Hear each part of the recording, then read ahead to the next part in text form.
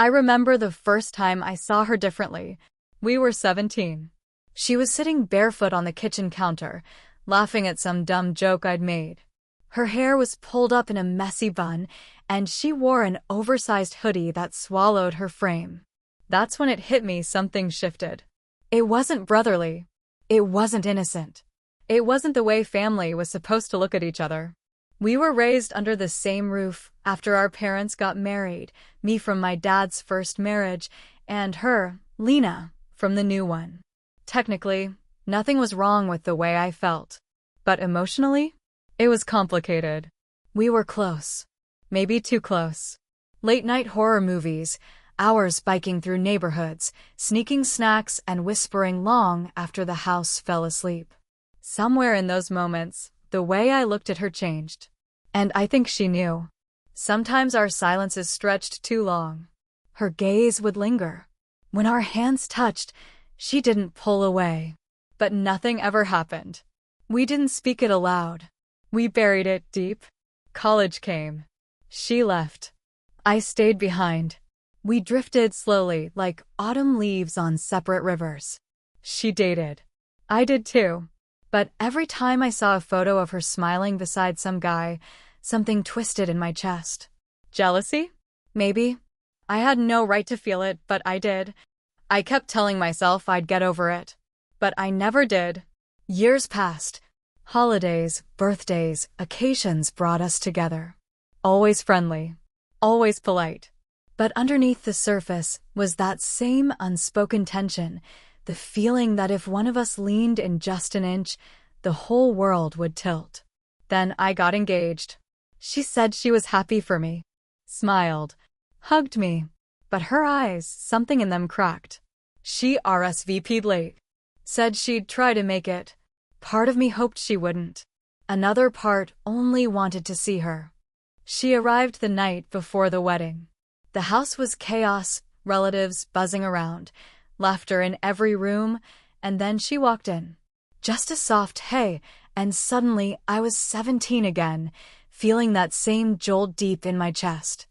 I avoided her that evening, surrounded by people, but constantly aware of her presence. Later that night, as I sat alone in my room trying to calm the storm inside me, her message arrived. I need to talk to you. Alone. No emojis. No explanation. Just words that made my heart thunder. I texted back, come up.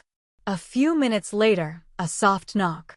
I opened the door and let her in. The house was loud, full of voices, but that room was silent, charged with everything we'd never said. We didn't touch. Barely spoke. But we didn't need to. Something passed between us in that quiet. The next morning, I got dressed early, needing space. I was alone in the back room adjusting my shirt when the door creaked open. She stood there, holding a tray of tea. Her eyes met mine, me half-dressed, her frozen in place. She didn't look away. I didn't cover up. Slowly, she walked in and placed the tray down, her gaze never leaving mine. No words, no contact. But it felt more intimate than anything I'd ever experienced.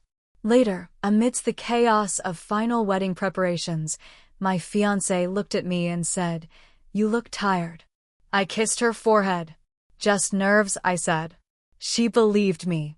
I almost believed myself. But inside, something was unraveling. That night, I tried to sleep. I really did. But every time I closed my eyes, I didn't see the woman I was supposed to marry. I saw Lena. Just past midnight, the knock came. I didn't ask who it was. She walked in quietly, sat on the edge of the bed like we were picking up a conversation we'd paused years ago. "You're really getting married," she said. "Yeah," I answered. She stared at her hands, twisting her fingers. "Can I ask you something?" "Of course." "Do you love her?" I hesitated. "She's good to me. She makes sense." "That's not what I asked." She didn't press further. Just waited. "Do you ever think about us?" she asked. "All the time," I admitted. "Then why didn't you ever say anything?" "You were gone. I thought you were happy." "I wasn't," she said softly. "Not really." I smiled in pictures. I dated. But I never stopped thinking about you. Her eyes met mine, so close, so familiar. I whispered, "What do you want from me?" "Nothing," she said. "Just the truth." I didn't think. I didn't plan. I just leaned in. Our lips met, soft, hesitant. Then deeper. It wasn't lust.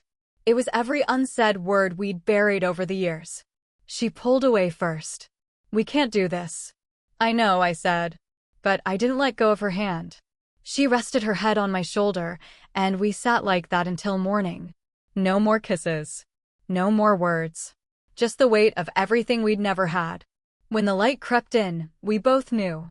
The moment had passed. She stood, fixed her hair. "I'm sorry," she whispered. "Don't be." She paused at the door. "I just needed to know if you felt it too." I didn't answer. I didn't have to. She left. And I was alone again. But I would never be the same.